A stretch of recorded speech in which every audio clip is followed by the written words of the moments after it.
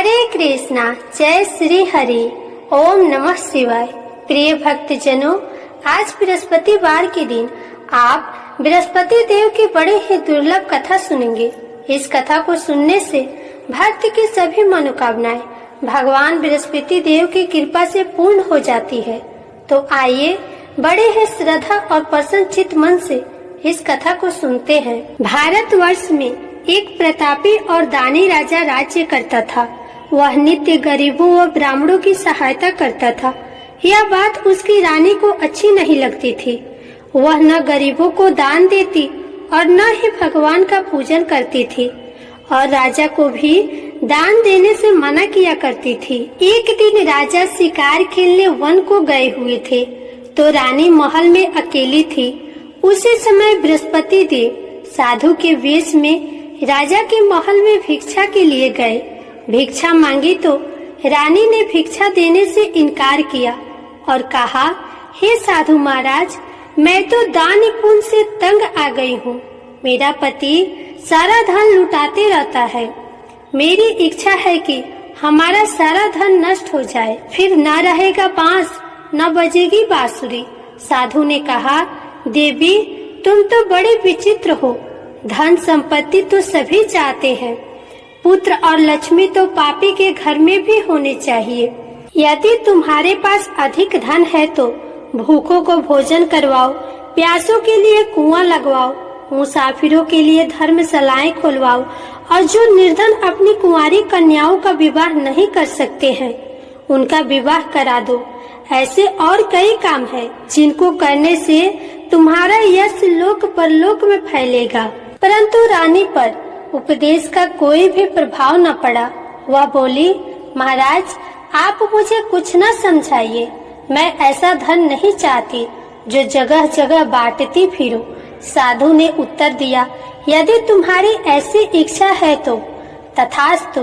तुम ऐसा करना कि बृहस्पतिवार के दिन घर लिपकर पीली मिट्टी से अपना सिर धोकर स्नान करना और भट्टी चढ़ाकर कपड़े धोना। ऐसा करने से तुम्हारा सारा धन नष्ट हो जाएगा। इतना कहकर वह साधु महाराज वहाँ से चल दिए। साधु के अनुसार कही बातों को पूरा करते हुए रानी को केवल 3 बृहस्पतिवार ही बीते थे कि समस्त धन संपत्ति नष्ट हो गई। भोजन के लिए राजा का परिवार तरसने लगा। तब एक दिन राजा ने रानी से बोला कि हे रानी, तुम यहीं रहो, मैं दूसरे देश को जाता हूँ, क्योंकि यहाँ पर सभी लोग मुझे जानते हैं, इसलिए मैं कोई छोटा कार्य नहीं कर सकता। ऐसा कहकर राजा परदेश चला गया। वहाँ वह जंगल से लकड़ी काट कर लाता और शहर में बेचता। इस तरह वह अपना जीवन व्यतीत करने लगा। इधर राजा के प्रदेश जाते ही रानी और दासी दुखी रहने लगे।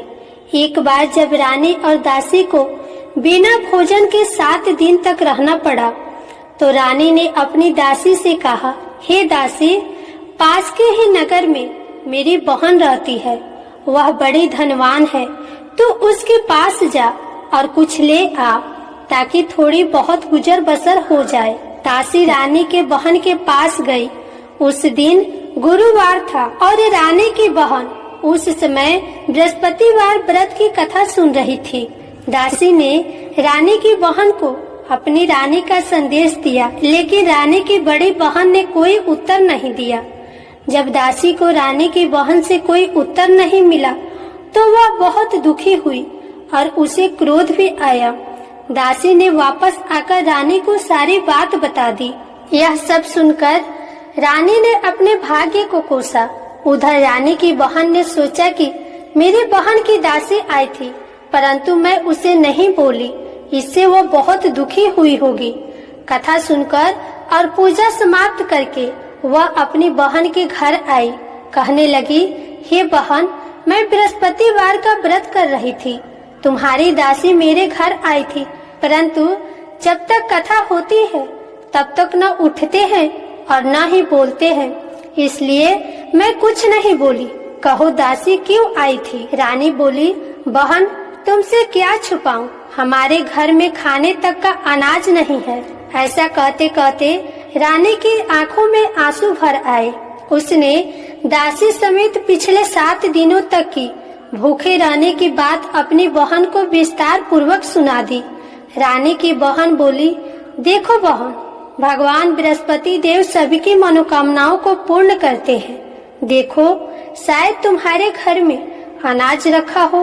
पहले तो रानी को विश्वास नहीं हुआ, पर बहन के आग्रह करने पर उसने अपनी दासी को अंदर भेजा तो उसे सचमुच अनाज से भरा एक घड़ा मिला। ये देखकर दासी को बड़ी हैरानी हुई। दासी रानी से कहने लगी, हे रानी, जब हमको भोजन नहीं मिलता तो हम व्रत ही तो करते हैं, इसलिए क्यों न इनसे व्रत और कथा की विधि पूछ ली जाए ताकि हम भी व्रत कर सके। तब रानी ने अपनी बहन से बृहस्पतिवार व्रत के बारे में पूछा। उसकी बहन ने बताया, बृहस्पतिवार के व्रत में चने की दाल और मुनक्का से भगवान विष्णु का केले की जड़ में पूजन करे तथा दीपक जलाए, व्रत कथा सुने और पीला भोजन ही करे। इससे बृहस्पति देव प्रसन्न होते हैं। व्रत और पूजन विधि बताकर रानी की बहन अपने घर को लौट गई। 7 दिन के बाद जब गुरुवार आया तो रानी और दासी ने व्रत रखा। घोड़शाला में जाकर चना और गुड़ लेकर आई, फिर उससे केले की जड़ तथा विष्णु भगवान का पूजन किया। अब पीला भोजन कहाँ से आए, इस बात को लेकर दोनों बहुत दुखी थी। चूँकि उन्होंने व्रत रखा था, इसलिए बृहस्पति देव उनसे प्रसन्न थे। इसलिए वे एक साधारण व्यक्ति का रूप धारण कर 2 थाली में सुंदर पीला भोजन दासी को दे गए। भोजन पाकर दासी प्रसन्न हुई और फिर रानी के साथ मिलकर भोजन को ग्रहण किया। उसके बाद वे सभी गुरुवार की व्रत और पूजन करने लगे। बृहस्पति देव भगवान की कृपा से उनके पास फिर से धन संपत्ति आ गई, परंतु रानी फिर से पहले की तरह आलस्य करने लगी। तब दासी बोली, देखो रानी, तुम पहले भी इस प्रकार आलस्य करती थी। तुम्हें धन रखने में कष्ट होता था, जिस कारण सभी धन नष्ट हो गया, और अब जब भगवान बृहस्पति देव की कृपा से धन मिला है तो तुम्हें फिर से आलस्य होता है। रानी को समझाते हुए दासी कहती है कि बड़े मुसीबतों के बाद हमने ये धन पाया है, इसलिए हमें दान पुण्य करना चाहिए, भूखे मनुष्यों को भोजन कराना चाहिए और धन को शुभ कार्यों में खर्च करना चाहिए। इससे तुम्हारे कुल का यश बढ़ेगा, स्वर्ग की प्राप्ति होगी और पितृ प्रसन्न होंगे। दासी की बात मानकर रानी अपना धन शुभ कार्यों में खर्च करने लगी, जिससे पूरे नगर में उसका यश बढ़ने लगा। उधर एक दिन राजा दुखी होकर जंगल में एक पेड़ के नीचे आसन जमाकर बैठ गया। वह अपनी दशा को याद करके व्याकुल होने लगा। बृहस्पतिवार का दिन था। एकाएक उसने देखा कि निर्जन वन में एक साधु प्रकट हुए। वह साधु वेश में स्वयं ही बृहस्पति देवता थे। लकड़हारे के सामने आकर बोले, हे लकड़हारे, इस सुनसान जंगल में तू इतना चिंता मग्न क्यों बैठा है? लकड़हारे ने दोनों हाथ जोड़कर प्रणाम किया और उत्तर दिया, महात्मा जी, आप सब कुछ जानते हैं, मैं क्या करूं? कहकर रोने लगा और साधु को अपनी आत्मकथा सुनाई। महात्मा जी ने कहा, तुम्हारी स्त्री ने बृहस्पतिवार के दिन बृहस्पति भगवान का निरादर किया है, जिसके कारण रुष्ट होकर उन्होंने तुम्हारी ये दशा कर दी। अब तुम चिंता को दूर करके मेरे कहने पे चलो तो तुम्हारे सारे कष्ट दूर हो जाएंगे और भगवान पहले से भी अधिक संपत्ति देंगे। तुम बृहस्पतिवार के दिन कथा किया करो, 2 पैसे की चने मुनक्का लाकर उसका प्रसाद बनाओ और शुद्ध जल से लोटे में शक्कर मिलाकर अमृत तैयार करो तथा कथा के पश्चात अपने सारे परिवार और सुनने वाले प्रेमियों में अमृत व प्रसाद बांटकर खुद भी ग्रहण करो। ऐसा करने से भगवान तुम्हारी सब मनोकामनाएं पूरी करेंगे। साधु के ऐसा वचन सुनकर लकड़हारा बोला, हे प्रभु, मुझे लकड़ी बेचकर इतना पैसा नहीं मिलता जिससे भोजन के उपरांत कुछ बचा सकूं। मैंने रात्रि में अपनी स्त्री को व्याकुल देखा है। मेरे पास कुछ भी नहीं जिससे मैं उसकी खबर मंगा सकूं। साधु ने कहा, हे लकड़हारे, तुम किसी बात की चिंता मत करो। बृहस्पतिवार के दिन तुम रोजाना की तरह लकड़ियां लेकर शहर को जाओ। तुमको रोज से दुगुना धन प्राप्त होगा, जिससे तुम भली भांति भोजन कर लोगे और बृहस्पति देव की पूजा का सामान भी हो जाएगा। इतना कहकर साधु महाराज अंतर ध्यान हो गए। धीरे धीरे समय व्यतीत होने पर फिर वह बृहस्पतिवार का दिन आया। लकड़हारा जंगल से लकड़ी काटकर किसी शहर में बेचने गया। उसे उस दिन और दिन से अधिक पैसा मिला। राजा ने चना और गुड़ आदि लाकर गुरुवार का व्रत किया। उस दिन से उसके सभी कलेश दूर हो गए। परंतु जब दोबारा बृहस्पतिवार का दिन आया तो बृहस्पतिवार का व्रत करना भूल गया, जिसके कारण बृहस्पति भगवान नाराज हो गए। उस दिन उस नगर के राजा ने विशाल यज्ञ का आयोजन किया था तथा शहर में यह घोषणा करा दी कि कोई भी मनुष्य अपने घर में भोजन न बनाए और न आग जलाए। समस्त जनता मेरे यहाँ भोजन करने आए। इस आज्ञा को जो न मानेगा उसे फांसी की सजा दी जाएगी। इस प्रकार की घोषणा संपूर्ण नगर में करवा दी गई।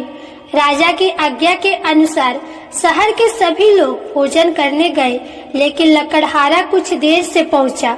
इसलिए राजा उसको अपने साथ घर लेकर गए और घर ले जाकर भोजन करा रहे थे तो रानी की दृष्टि उस खूंटी पर पड़ी जिस पर उनका हार लटका हुआ था।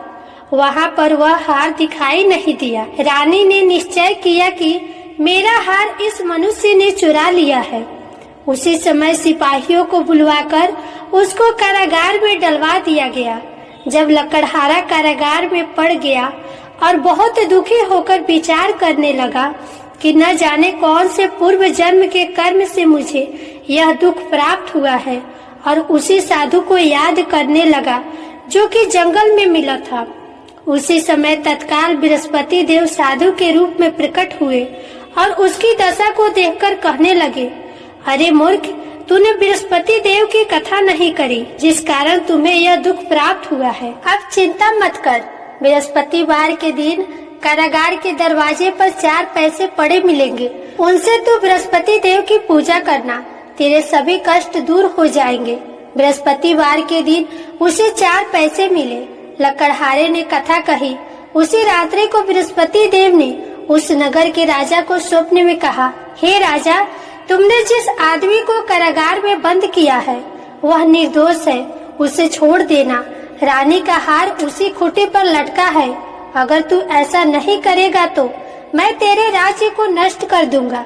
इस तरह रात्रि के स्वप्न को देखकर राजा प्रातः काल उठा और खूंटी पर हार देखकर लकड़हारे को बुलाकर क्षमा मांगी और लकड़हारे को योग्य सुंदर वस्त्र आभूषण देकर विदा कर दिया।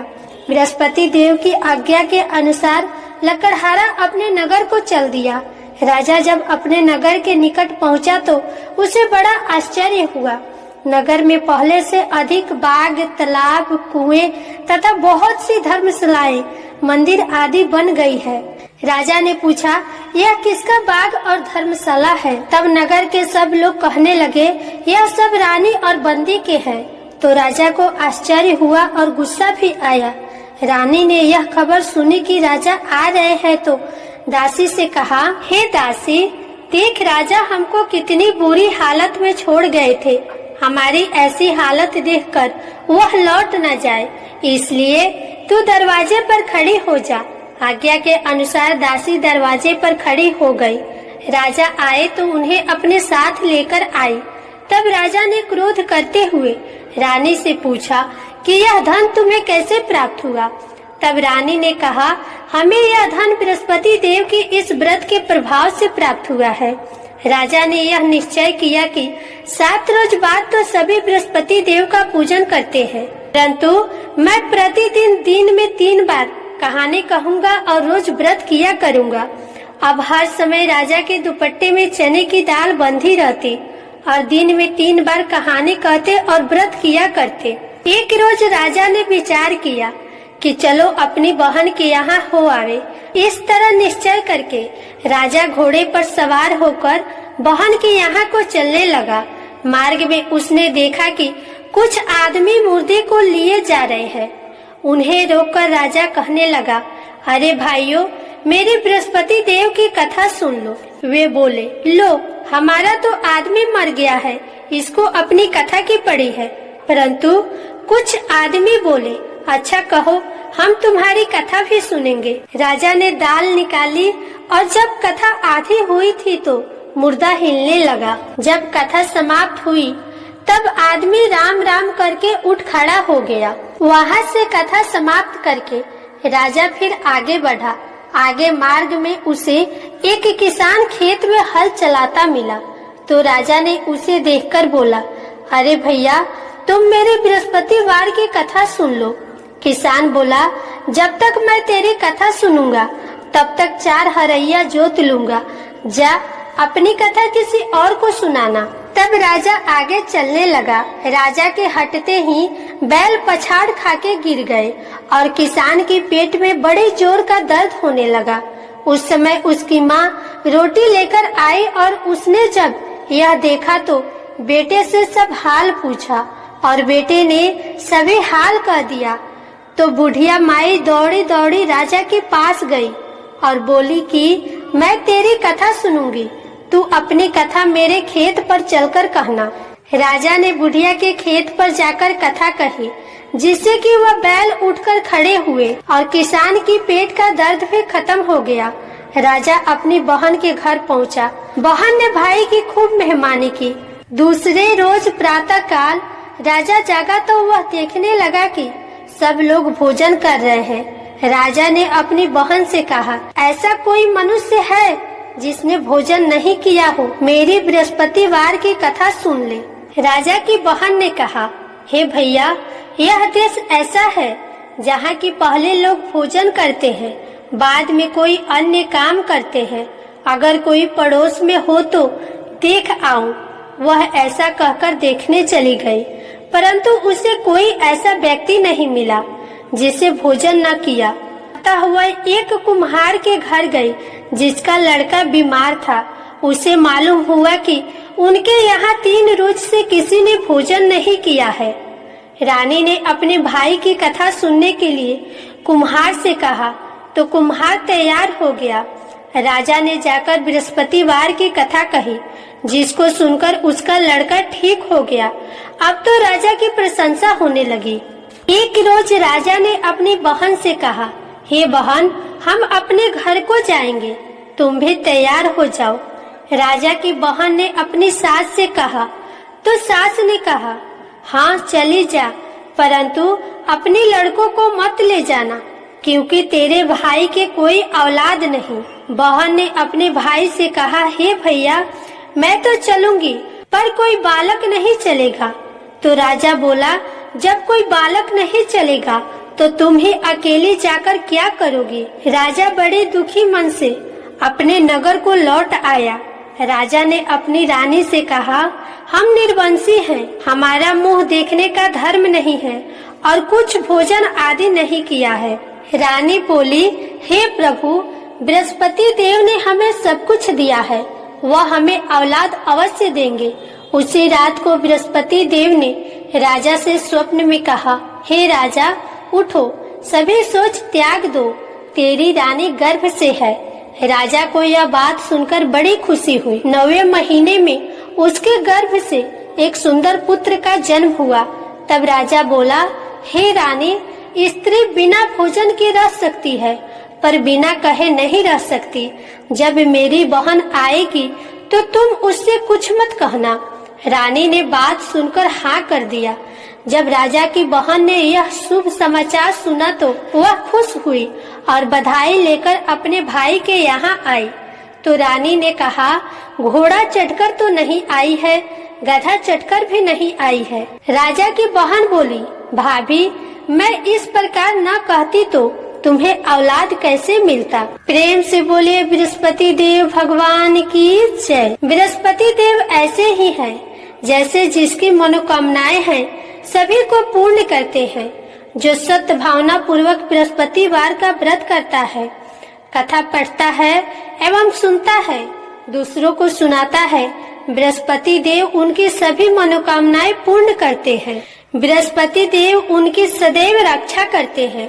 जो संसार में सत्य भावना और सच्चे हृदय से बृहस्पति देव का पूजन करते हैं, उनकी सभी मनोकामनाएं उसी प्रकार पूर्ण होती है। जैसे राजा और रानी ने बृहस्पति देव की कथा का गुणगान किया, उनकी सभी इच्छाएं बृहस्पति देव ने पूर्ण की। मनुष्य को हृदय से उनका मनन करते हुए जयकारा करना चाहिए। तो प्रेम से बोलिए बृहस्पति देव भगवान की जय, विष्णु भगवान की जय, समस्त देवी देवता की जय। अब आप सुनिए बृहस्पति देव की आरती। ओम जय बृहस्पति देवा, जय बृहस्पति देवा, छिन छिन भोग लगाऊं कदली फल मेवा। ओम जय बृहस्पति देवा, जय बृहस्पति देवा, तुम पूर्ण परमात्मा, तुम अंतर्यामी, जगत पिता जगदीश्वर, तुम सबके स्वामी। ओम जय बृहस्पति देवा, जय बृहस्पति देवा, चरणामृत निज निर्मल सब पातक हरता, सकल मनोरथ दायक कृपा करो भरता। ओम जय बृहस्पति देवा, जय बृहस्पति देवा, तन मन धन अर्पण कर जो जन शरण पड़े, प्रभु प्रकट तब होकर आकर द्वार खड़े। जय बृहस्पति देवा, ओम जय बृहस्पति देवा, दीन दयाल दयानिधि भक्तन हितकारी, पाप दोष सब हरता भव बंधन हारी। ओम जय बृहस्पति देवा, जय बृहस्पति देवा, सकल मनोरथ दायक सब संशय तारो, विषय विकार मिटाओ संतन सुखकारी। ओम जय बृहस्पति देवा, जय बृहस्पति देवा, जो कोई आरती तेरी प्रेम सहित गावे, ज्येष्ठ आनंद बंद सो सो निश्चय पावे। ओम जय बृहस्पति देवा, जय बृहस्पति देवा, जय बृहस्पति देवा। प्रेम से बोलिए श्री बृहस्पति भगवान की जय, विष्णु भगवान की